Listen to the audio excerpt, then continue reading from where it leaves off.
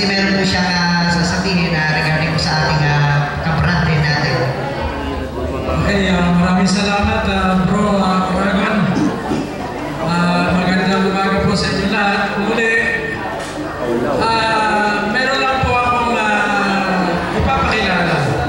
Bagamat siya po ay original na GPII anti-crime, ngunit nagkaroon po ng isang hindi inaasahan. Siya po ay na-aksidente at siya po ay humigit kumulang 2 taon na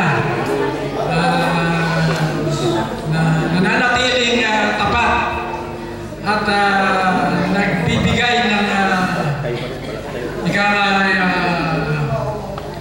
kung ano ang iyong kahulugan ng pagiging GPII anti-crime o bilang guardians.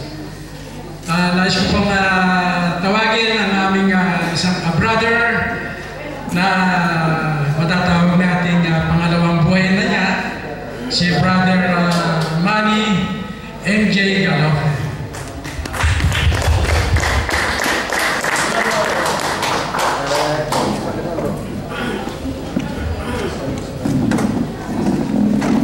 Siya po ay medyo nakakalakad na po ngayon at nagbumata pa sa tingin ko.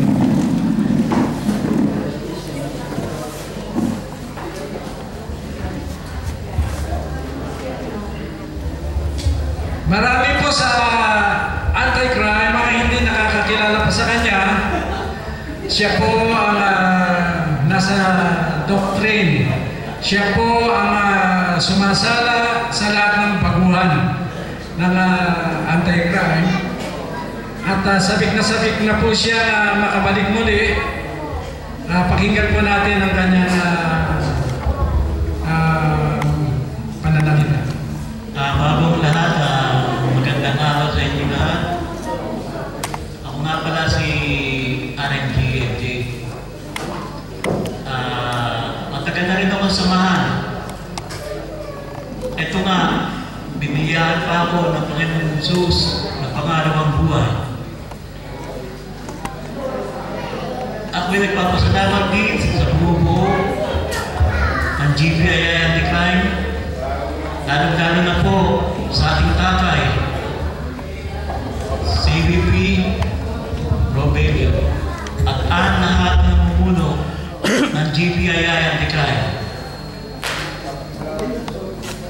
Sana naman po ay lumawi pa ang samahan natin at magkaisa tayo